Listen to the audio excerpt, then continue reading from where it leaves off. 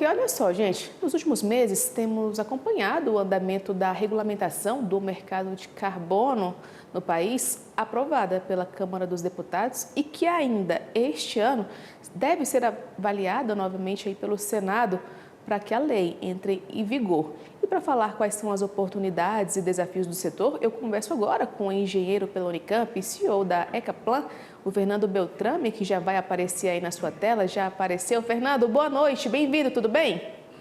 Boa noite, tudo bem? Obrigado pelo convite e oportunidade. Fernando, olha só, antes de qualquer coisa, eu quero que a gente comece essa entrevista de uma forma didática, com você explicando aí o que é o mercado de carbono para quem está em casa, porque a gente ouve muito falar, mas muitas vezes a pessoa não sabe o que de fato significa esse mercado de carbono. Legal, isso é muito importante. E é bom que estou falando logo depois do Francisco, né, que ele mostrou esses eventos climáticos, né, as temperaturas. A gente fala que até os mapas que a gente mostra no jornal precisa até mudar, porque agora é tudo vermelho, né, tudo altas temperaturas. Bom, o que é o crédito de carbono, né? A gente fala que as pessoas sabem o que é quilo, litro, metro, mas o que é quilo de CO2?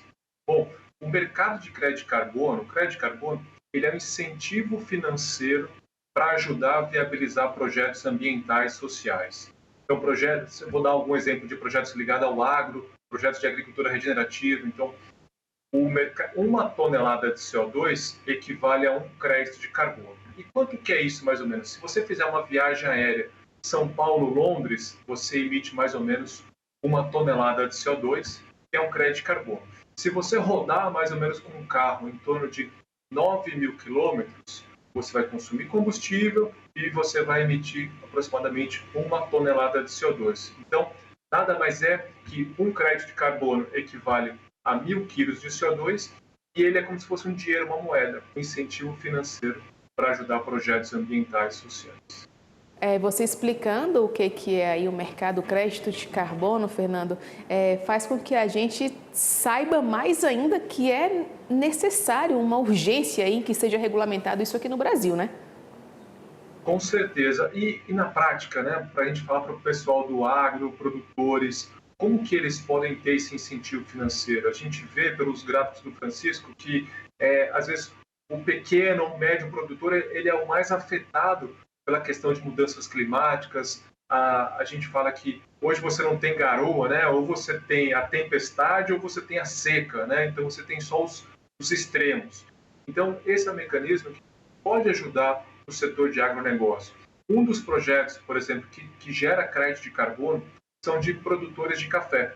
Então você pega pequenos e médios produtores de café que eles fazem uma análise mais detalhada no solo, reduzem o uso de fertilizante e trabalham, por exemplo, com uma espécie mais adaptada de café para aquela região. Essa espécie mais adaptada, ela cresce mais rápido, ela produz mais e ela captura mais carbono no solo. E essa mudança entre o processo antigo de produção de café com esse processo novo de produção de café, a diferença entre a captura de carbono é o incentivo financeiro, é o crédito de carbono para esses produtores. Então, ele ajuda a esses produtores a mudarem o seu processo, a serem mais eficientes e também serem mais lucrativos.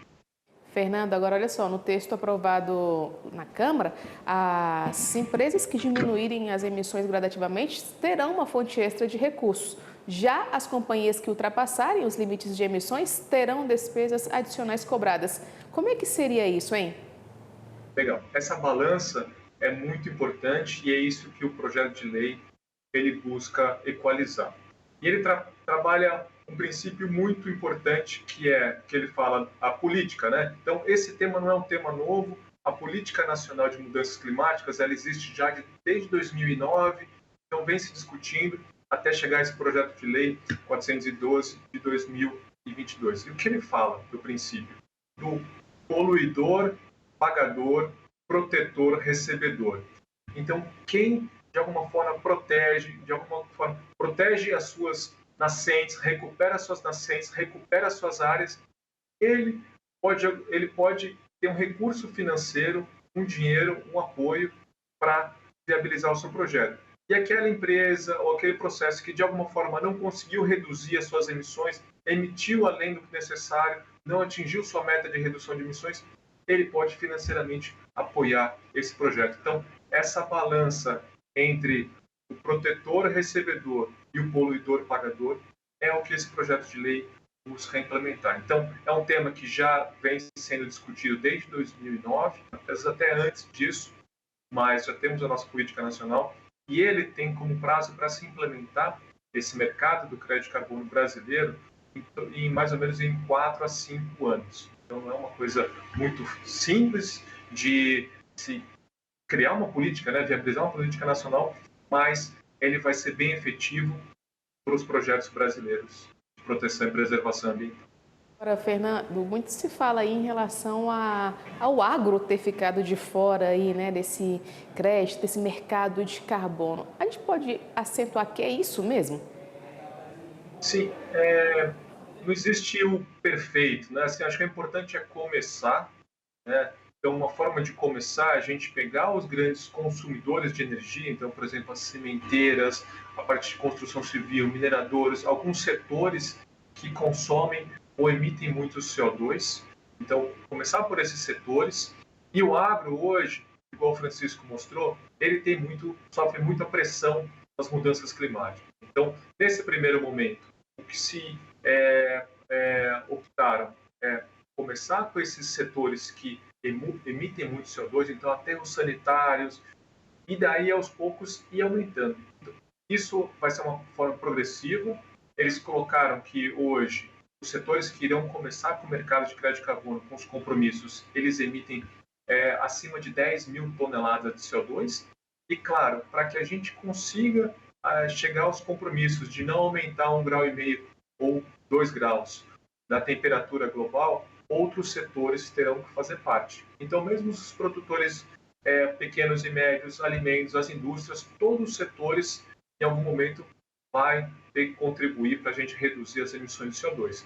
Mas, nesse primeiro momento, o agro ficou de fora e eles vão fazer esses cálculos das quantificações, compensações de carbono e, quem sabe, ele ser beneficiado com a geração de crédito de carbono e venda desses seus créditos de carbono. Fernando, muito obrigada pela sua participação aqui no AgroMais 17 horas. Ainda teremos muito o que conversar aí durante o ano, quando o Senado voltar a discutir esse projeto. E mesmo que ele não volte, né, tão imediatamente, com certeza ainda teremos muito a falar sobre o assunto. Obrigada. Eu que agradeço, fico à disposição. Acho que é muito importante a gente desmistificar esse tema do crédito de carbono, porque é um mecanismo para ajudar a viabilizar projetos ambientais e sociais e que a gente consiga implementar esse conceito do poluidor pagador e o protetor recebedor. Obrigado pelo convite.